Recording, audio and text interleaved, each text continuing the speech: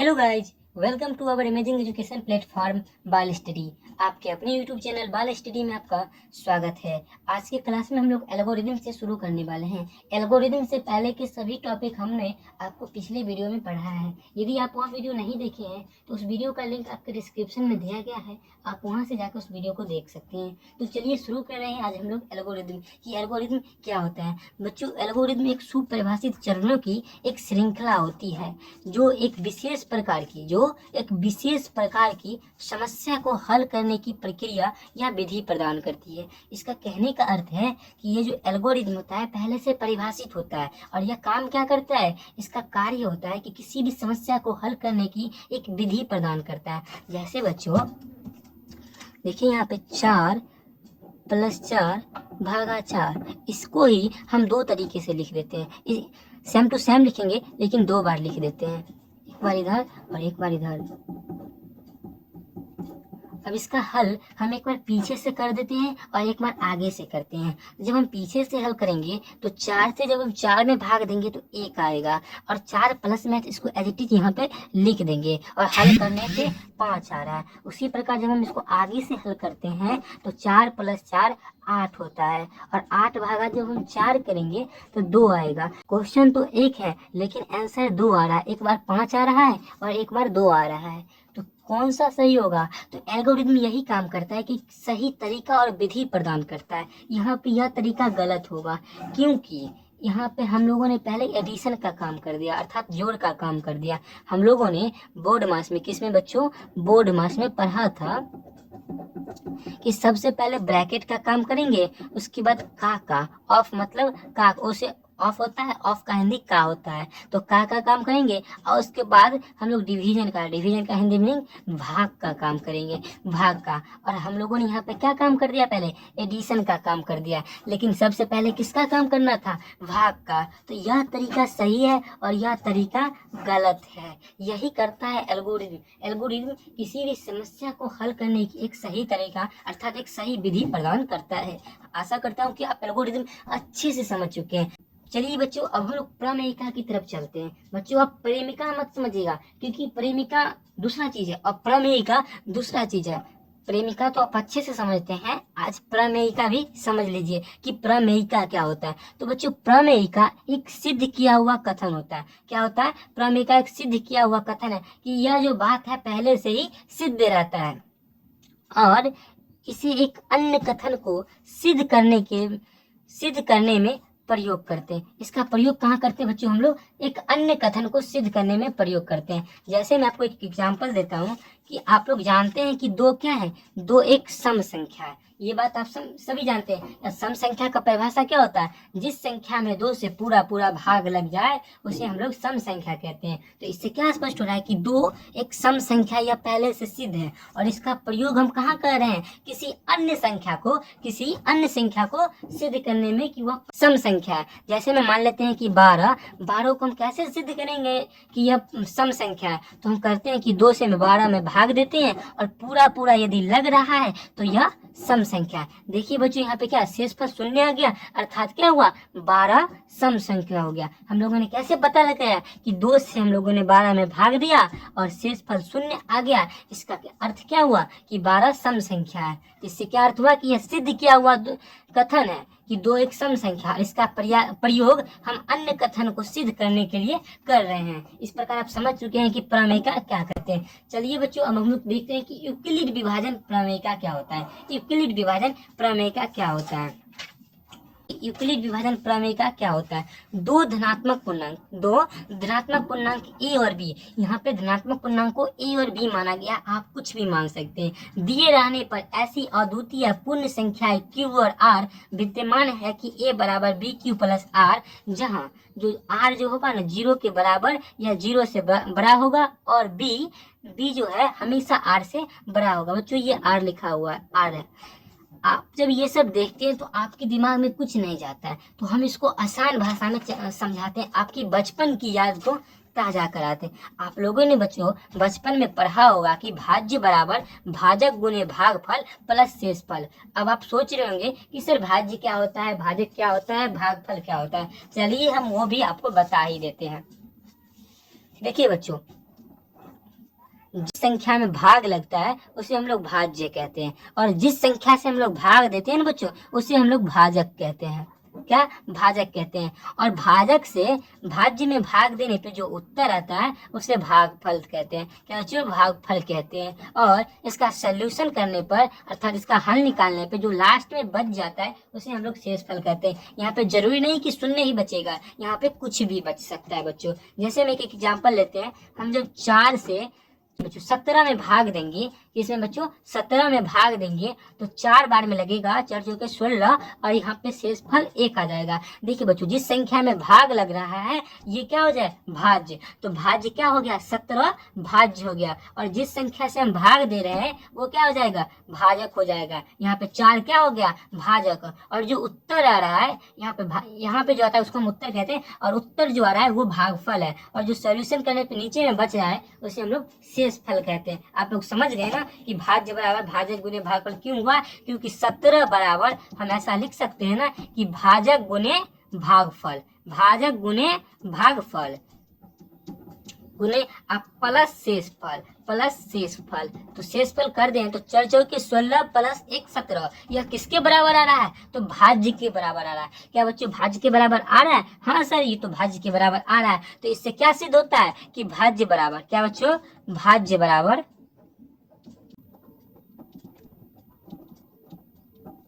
भाजक गुने भागफल प्लस शेषफल। ये समझ गए ना कि भाज्य बराबर भाजक गुने भागफल के कैसे होता है? इस एग्जाम्पल से आप समझ ही चुके होंगे। चलिए हम आप आगे देखते हैं।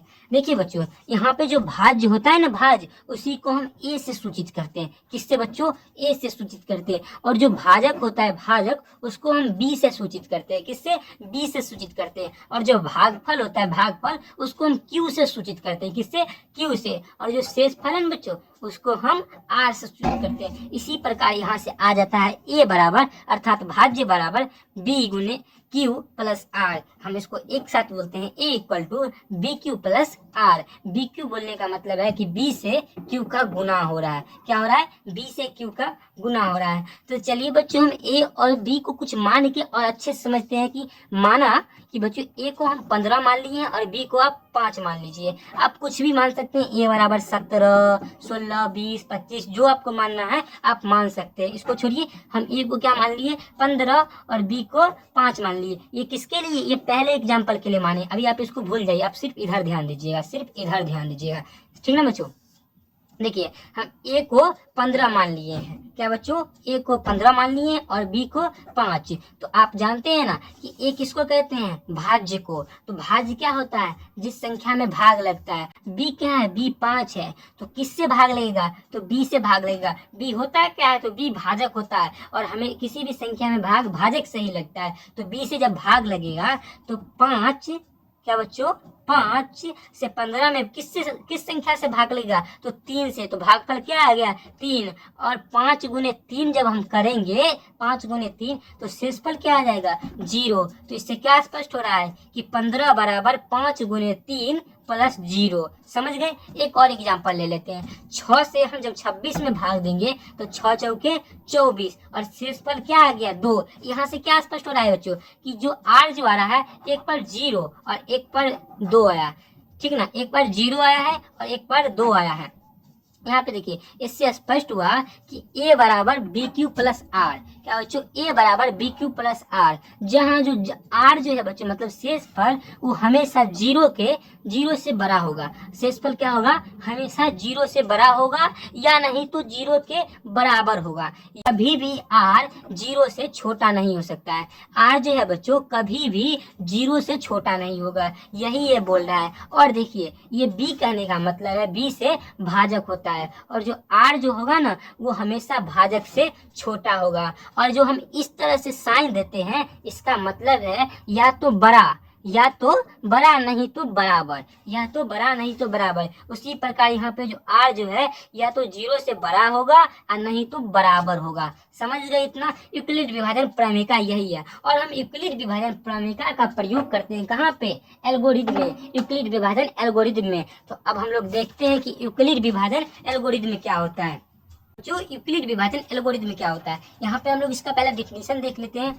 दो धनात्मक पूर्णांक ए और बी का मौसौ सबसे बड़ा धनात्मक पूर्णांक ए और बी दोनों इसके द्वारा विभाज्य होते हैं।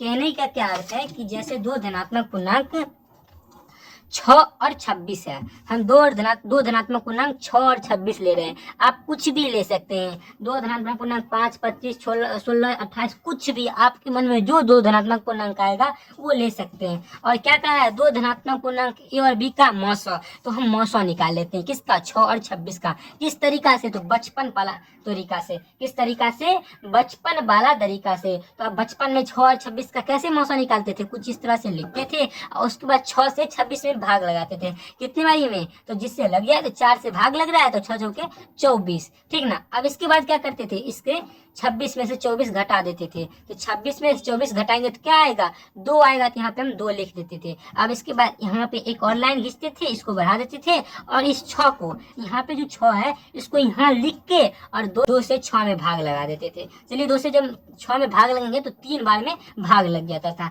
तो 6 से भाग लग गया तो क्या, ये कट गया। तो जो कटने पे यहाँ पे जो भाजक आ रहा था ना, यही क्या हो जाता है, HCF होता है। क्या बच्चों, HCF होता है।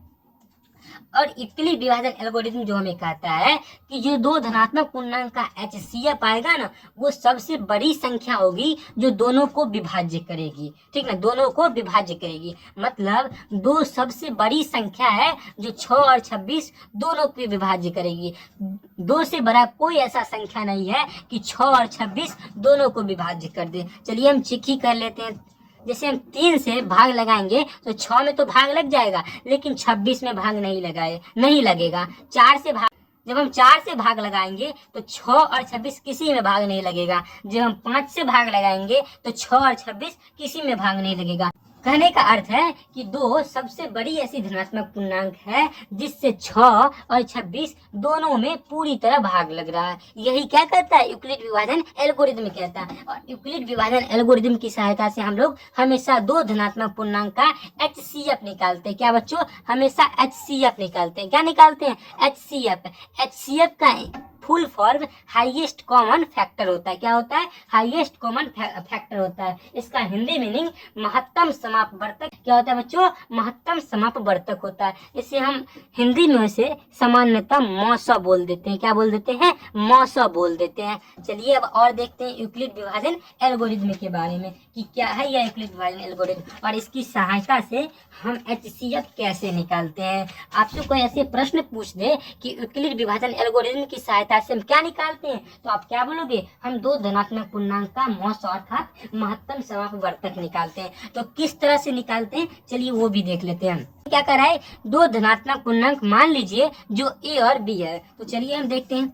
देखिए हम लोगों ने दो धनात्मक पूर्णांक 6 और 26 को माना है। यहाँ पे कोई एक संख्या A है और कोई दूसरा B है, तो कौन सा A होगा और कौन सा B होगा ये भी हम क्लियर कर ही लेते हैं। जहाँ A ग्रेटर देन B, जहाँ क्या होनी चाहिए, A ग्रेटर देन B, मतलब A जो होगा B से बड़ा होगा। यहाँ पे देखिए 6 जो है 26 से छोटा है। क्या है, 6 26 से छोटा है, लेकिन 26 6 से बड़ा है। इसका अर्थ क्या हो गया कि 26 A हो गया।